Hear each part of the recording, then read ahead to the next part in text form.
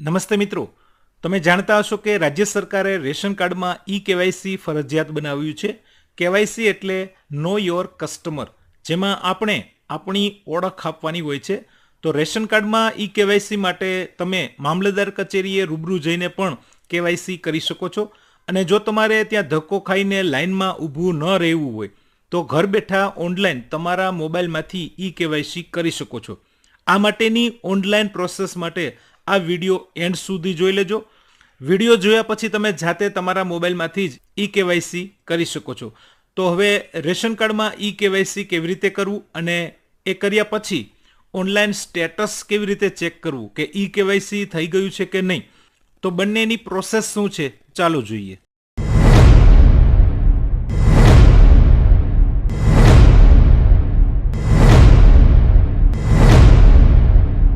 તો સૌથી પહેલા આપણે રેશન કાર્ડની જે ગુજરાત સરકારની ઓફિશિયલ એપ્લિકેશન છે એ ઇન્સ્ટોલ કરવાની રહેશે. તો પ્લે સ્ટોર ઓપન કરો અને અહીંયા સર્ચમાં લખવાનું છે માય રાશન.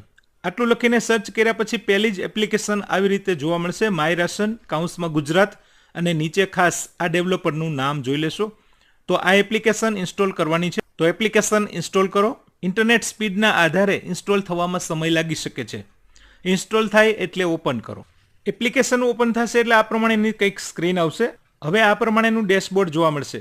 જો આ એપ્લિકેશન તમે અગાઉ પણ મોબાઈલમાં ઇન્સ્ટોલ કરેલી હોય અને રજિસ્ટ્રેશન કરેલું હોય તો મોબાઈલ નંબર લખી અને ઓટીપી મોકલો ઉપર ટચ કરવાનું છે. પણ જો તમે આ એપ્લિકેશન પહેલી જ વાર ઉપયોગ કરતા હોય તો નવા વપરાશકર્તા ઉપર ટચ કરવાનું છે અને ત્યાર પછી અહીંયા પૂરું નામ લખવાનું છે અને આ નામ રેશન કાર્ડના જે સભ્યોના નામ છે એમાંથી જ લખવાનું છે. ત્યાર પછી મોબાઈલ નંબર અને ત્યાર પછી મોબાઈલ નંબર ચકાસો ઉપર ક્લિક કરવાનું છે. તો હું નામ અને નંબર લખી મોબાઈલ નંબર ચકાસો ઉપર ટચ કરું છું. નામ તમે ગુજરાતી અથવા તો અંગ્રેજીમાં પણ લખી શકો છો. Mobile verification code generated. તો હવે જે નંબર લખ્યા છે એ નંબર ઉપર એક વેરિફિકેશન કોડ મળ્યો છે, એ અહીંયા લખવાનું છે. ત્યાર પછી મારી નોંધણી કરો ઉપર ટચ કરો. વેરિફિકેશન ખાસ જુઓ, વેરિફિકેશન કોડ 6 અંકનો હશે, એ ખાસ જોવું. તો હવે તમે જોઈ શકો છો તમે સફળતાપૂર્વક રજીસ્ટર થયા છો.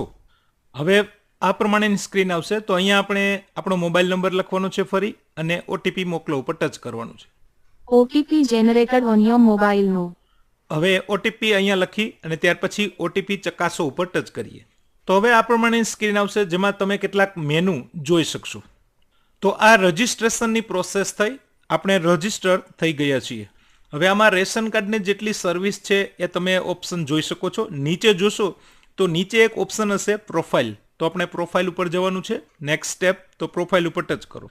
ત્યાર પછી તમારું રેશન કાર્ડ લિંક કરો, આના ઉપર જવાનું છે.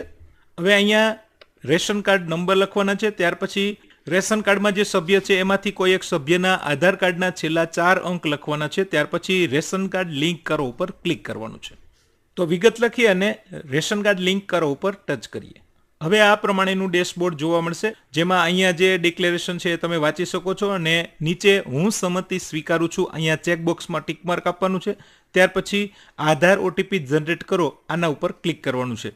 એટલે જે સભ્યની તમે વિગત લખી છે એના જે આધાર કાર્ડ નંબર લખ્યા છે એ આધાર કાર્ડ સાથે જે મોબાઈલ નંબર લિંક હશે એના ઉપર ઓટીપી કોડ ગયો છે. અહીંયા એક વાત ક્લિયર છે કે રેશન કાર્ડમાં જે સભ્યોના નામ છે જેનું આપણે કેવાયસી કરવા માંગીએ છીએ એના આધાર કાર્ડમાં મોબાઈલ નંબર એડ હોવો જોઈએ. ત્યાર પછી જ આ પ્રોસેસ થશે. તો હું આધાર ઓટીપી જનરેટ ઉપર ટચ કરું છું. સક્સેસ. હવે એ નંબર ઉપર જે કોડ મળ્યો છે એ કોડ અહીંયા લખવાનો છે, ઓટીપી કોડ. ત્યાર પછી ઓટીપી ચકાસો ઉપર ટચ કરવાનું છે. ઓટીપી ચકાસો. Ration card link successfully. You can update details now. OTP ચકાસો ઉપર ક્લિક કર્યા પછી અહીંયા તમે સ્ક્રીન ઉપર જોઈ શકો છો રેશન કાર્ડ લિંક થઈ ગયું છે. તો આ સ્ટેપ નંબર 2 હતું. હવે આપણે કેવાયસીની પ્રોસેસ કરવાની છે. તો અહીંયા ડાબી બાજુ જે 3 લાઈન છે એના ઉપર ટચ કરીએ. ત્યાર પછી હોમ. તો હવે ફરી આ પ્રમાણેના કેટલાક મેનુ જોવા મળશે જેમાં અહીંયા નીચે જોશો તો આધાર કેવાયસી ઓપ્શન છે, એના ઉપર જવાનું છે. એના ઉપર ટચ કરીએ. સૌથી પહેલાં અહીંયા તમે જોશો તો સ્ટેપ લખેલા છે અને ડાઉનલોડ આધાર ફેસ આરડી એપ લખેલું છે. તો અહીંયા ટચ કરી અને આ એપ્લિકેશન ઇન્સ્ટોલ કરવાની છે. એપ્લિકેશન ઇન્સ્ટોલ થઈ જાય ત્યાર પછી ફરી બેક આપશું. ફરી આપણે આ કેવાયસીના પેજ ઉપર આવી જવાનું છે અને અહીંયા તો ઉપરની સૂચના તમે વાંચી શકો છો. ત્યાર પછી અહીંયા નીચે ચેકબોક્સમાં ટીક આપવાનું છે અને કાર્ડની વિગતો મેળવો આવું લખ્યું છે, આના ઉપર ટચ કરવાનું. ત્યાર પછી હવે સૌથી પહેલા અહીંયા તમારા રેશન કાર્ડ નંબર લખેલા દેખાશે અને બાજુમાં જે કેપ્ચા કોડ છે અંક, એ અહીંયા કોડ દાખલ કરો એવું લખ્યું છે, એની નીચે લખવાના છે. ત્યાર પછી કાર્ડના સભ્યોની વિગત મેળવો આ લખ્યું છે, આના ઉપર ટચ કરો. હવે તમારા રેશન કાર્ડમાં જેટલા સભ્યોના નામ હશે એ અહીંયા સ્ક્રીન ઉપર તમે જોઈ શકો છો અને આમાંથી જે સભ્યનું ઈ કેવાયસી કરવા માંગતા હોય તો અહીંયા આધાર ઈ કેવાયસી માટે સભ્ય પસંદ કરો એવું લખ્યું છે. ત્યાં પણ આ બધા સભ્યોની વિગત દેખાશે, નામ દેખાશે. એમાંથી જે સભ્ય હાજર હોય, જેનું કેવાયસી કરવા માંગતા હોય એ સભ્ય સિલેક્ટ કરવાનું છે, એટલે ત્યાં નામ આવી જશે. ત્યાર પછી આ સભ્યમાં આધાર ઈ કેવાયસી કરો, આના ઉપર ટચ કરો. હવે ફરી આવી રીતે ડિક્લેરેશન આવશે, હું સંમતિ સ્વીકારું છું. અહીંયા ચેકબોક્સમાં ટીક માર્ક આપો અને ઓટીપી જનરેટ કરો ઉપર ટીક કરી.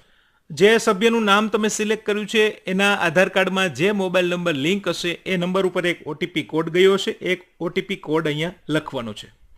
તો ઓટીપી કોડ લખી અને ઓટીપી ચકાસો ઉપર ટચ કરવાનું. OTP verified. આટલું કર્યા પછી કેમેરો ઓપન થશે અને કેમેરાની સામે આપણો ચહેરો દેખાય એવી રીતે મોબાઈલ રાખવાનો છે. ત્યાર પછી જ્યારે ગ્રીન સર્કલ થઈ જાય ત્યાર પછી આંખ એકવાર બંધ કરી અને ખોલવાની છે. તો હવે આ પ્રમાણેની સ્ક્રીન જોવા મળશે, જેમાં આપણી વિગત હશે, બર્થ ડેટ હશે, નામ હશે, એડ્રેસ હશે અને અહીંયા મંજૂરી માટે અહીંયા ચેકબોક્સ છે એમાં ટીક માર્ક આપવાનું છે. ત્યાર પછી મંજૂરી માટે વિગત મોકલો, આના ઉપર ટચ કરો. Request sent to concerned supply office for approval. તો હવે આ પ્રમાણે તમે જોઈ શકો છો. તો હવે આપણી ઈ કેવાયસી માટેની રિક્વેસ્ટ સેન્ડ થઈ ગઈ છે. આટલી પ્રોસેસ છે. હવે 2 કે 3 દિવસ પછી તમે ઈ કેવાયસી થયું છે કે નહીં એ ઓનલાઈન સ્ટેટસ ચેક કરી શકો છો. તો આ માટે સૌથી પહેલા એપ્લિકેશન ઓપન કરી અને જે મેનુ આવે છે એમાંથી આપણે જવાનું છે આધાર ઈ કેવાયસી. ત્યાર પછી અહીંયા વિગત છે એમાં ચેકબોક્સમાં ટીક માર્ક આપવાનું છે, કાર્ડની વિગતો મેળવો, આના ઉપર જવાનું છે. હવે આ પ્રમાણેની સ્ક્રીન આવે એમાં સાવ નીચે જુઓ, અહીંયા એક ઓપ્શન છે ઈ કેવાયસી સ્ટેટસ તપાસો, આના ઉપર ટચ કરો. ત્યાર પછી ફરી આપણે અહીંયા આધાર કાર્ડ નંબર લખવાનો છે. જે સભ્યનું આપણે ઈ કેવાયસી રજીસ્ટ્રેશન કરેલું છે એના આધાર કાર્ડ નંબર લખવાના છે. ત્યાર પછી અહીંયા બાજુમાં જે અંક દેખાય છે એ કોડ અહીંયા લખવાના છે અને પછી ઈ કેવાયસી સ્ટેટસ તપાસો, આના ઉપર ટચ કરવાનું છે.